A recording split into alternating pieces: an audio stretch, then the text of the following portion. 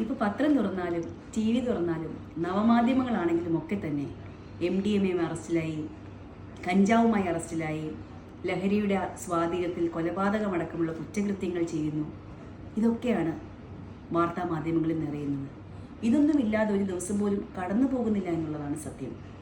ഈ ലഹരി വസ്തുക്കൾ ഉപയോഗിക്കുന്ന കുട്ടികളടക്കമുള്ള ജനങ്ങൾ പലപ്പോഴും കരുതുന്നത് ഇതൊരു സാധാരണ വസ്തുവാണെന്നാണ്.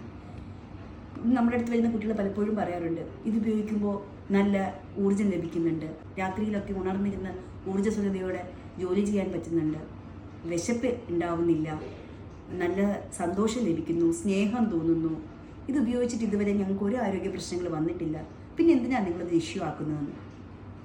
ഇങ്ങനെയുള്ള കുട്ടികൾ മനസ്സിലാക്കേണ്ടത് അവർ മിഥ്യാലോകത്താണ്. നമ്മുടെ തലച്ചോറിൽ ഒരു പ്ലഷർ സെൻറ്റർ ഉണ്ട്, ഡോപ്പമിൻ ഉൽപ്പാദിപ്പിക്കുന്ന ഒരു പ്ലഷർ സെൻറ്റർ. അതിനെ ഹൈജാക്ക് ചെയ്യുകയാണ് ഇങ്ങനെയുള്ള ലഹരി വസ്തുക്കൾ ചെയ്യുന്നത്.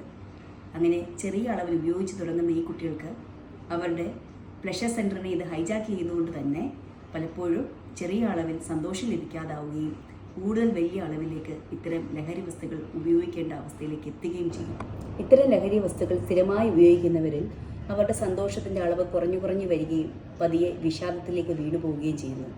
അതോടൊപ്പം ഭീതി, ഉത്കണ്ഠ, ആത്മഹത്യാ പ്രവണത, ഇങ്ങനെയുള്ള ഒരുപാട് മാനസികാരോഗ്യ പ്രശ്നങ്ങൾ ഇത്തരം കുട്ടികളിൽ കാണാറുണ്ട്. ദീർഘനാൾ ഇത് ഉപയോഗിക്കുന്നവരിൽ മാനസികാരോഗ്യ പ്രശ്നങ്ങൾ മാത്രമല്ല, പല്ലുകൾക്കും എല്ലുകൾക്കും ഉണ്ടാകുന്ന ആരോഗ്യ പ്രശ്നങ്ങൾ, ഹൃദ്രോഗം അടക്കമുള്ള ഒരുപാട് ശാരീരിക വിഷമതകളും ഉണ്ടാകാറുണ്ട്.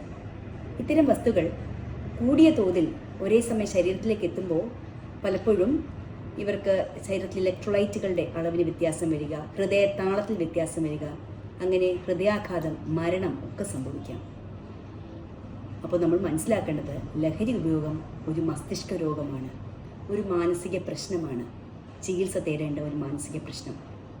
ഇതുവരെ ലഹരി വസ്തുക്കൾ ഉപയോഗിക്കാൻ തുടങ്ങിയിട്ടില്ലാത്തവർ അത് തുടങ്ങാതിരിക്കുക, തുടങ്ങിയവർ അത് നിർത്താനുള്ള വഴികൾ തേടുക. ഞങ്ങളുണ്ട് കൂടെ. ഒന്നോർക്കുക, ലോകത്തിനെ മുന്നോട്ട് നയിക്കുന്നത് യുവാക്കളാണ്. നിങ്ങളുടെ കയ്യിൽ ലോകം സുരക്ഷിതമായിരിക്കട്ടെ. Say no to drugs. Thank you.